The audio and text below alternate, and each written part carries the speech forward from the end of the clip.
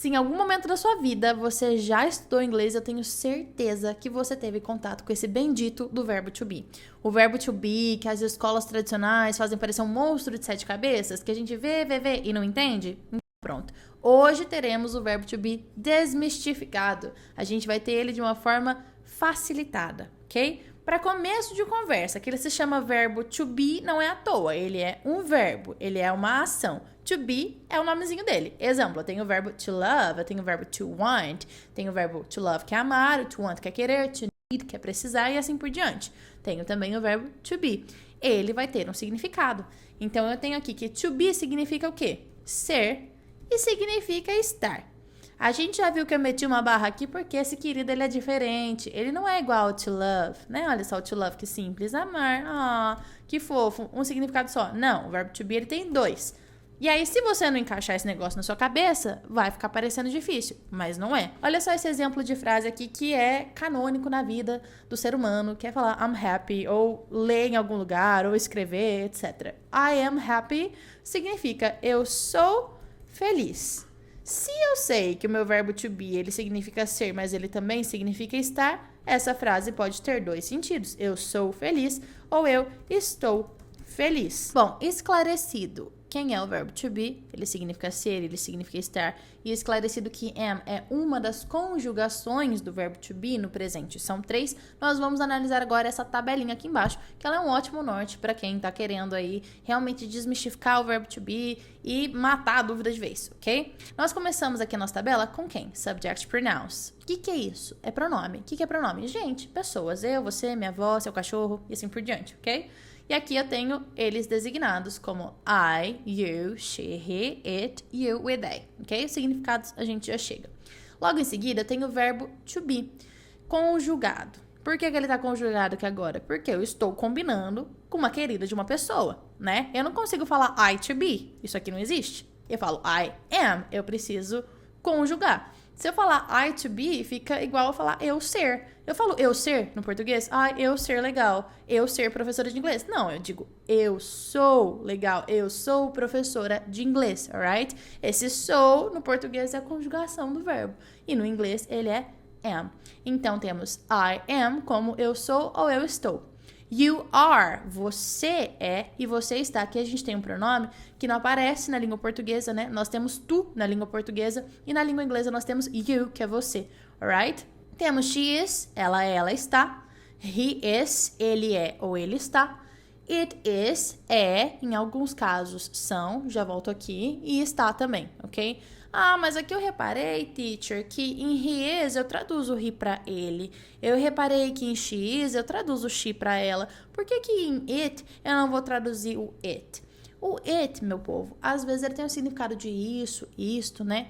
Só que na prática, na vida real, quando eu vou falar no português para eu fazer aqui a minha correlação, eu não vou sair falando isto está chovendo, o céu está chovendo. Não, eu só digo está chovendo, certo? Eu não coloco nada antes disso. E no inglês, a estrutura dessa frase é a seguinte, olha só. It's raining. Está chovendo, ok? Então, o que acontece aqui é uma diferença linguística.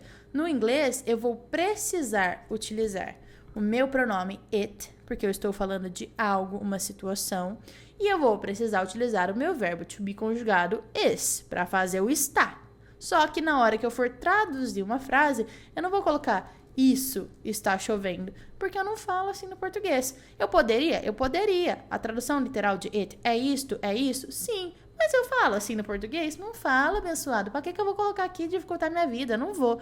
Então eu tenho que it is, esse bloquinho significa é ou está. E esses são aqui na frente, entre parênteses. Teacher, eu já vi que it a gente só utiliza para situações do singular. Eu não consigo falar, por exemplo, sobre 2 cachorros usando it. Realmente, calma que a gente já chega lá, tá?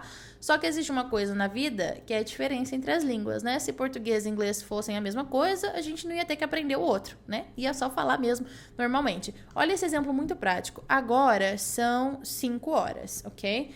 Então, são 5 horas da tarde, no caso. Para eu falar isso no inglês, eu só vou ter uma opção, que é falar it is 5 p.m., ok? Eu só posso utilizar o it. Eu não posso utilizar nenhuma outra pessoa aqui Porque hora é uma coisa, é um conceito, não é uma pessoa ela ou uma pessoa ele. É um conceito, logo é it, ok? É uma situação, é it. No inglês não vai fazer a mínima diferença se eu falar que são 13 horas, são 1 hora ou então 5 horas. Não faz, mas no português faz, porque eu não saio falando 5 horas. Isso tá errado na gramática portuguesa. Na gramática da língua portuguesa, eu digo são 5 horas. Por isso que ele está aqui entre parênteses, tá bom? Porque é uma diferença linguística. No inglês é tudo a mesma coisa para qualquer horário do dia que eu quiser falar. Vai começar com it is, se eu quiser falar que é aquele horário, né? E no inglês não, eu vou utilizar o são muitas vezes, alright? É só isso mesmo, não tem muita complicação. Seguindo aqui, a gente tem a repetição do you, um querido, né? Porque ele já apareceu ali em cima, como you are, você é, e agora ele se repete aqui pra vocês são.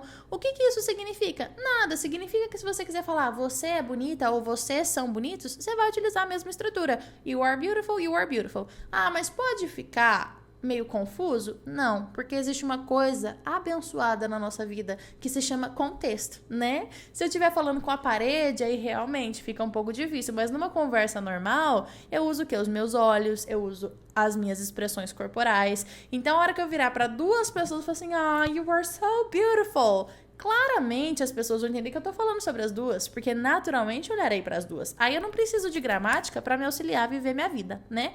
Então, temos aqui a repetição do you are como vocês também.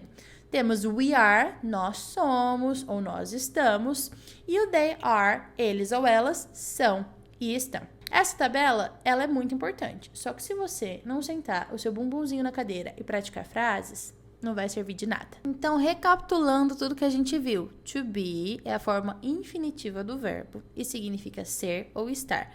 Uma dica para você encontrar o verbo infinitivo no inglês, no português, geralmente eles vão terminar nessas aqui, ó, AR, ER, IR ou OR. O R não existe no português, tá bom?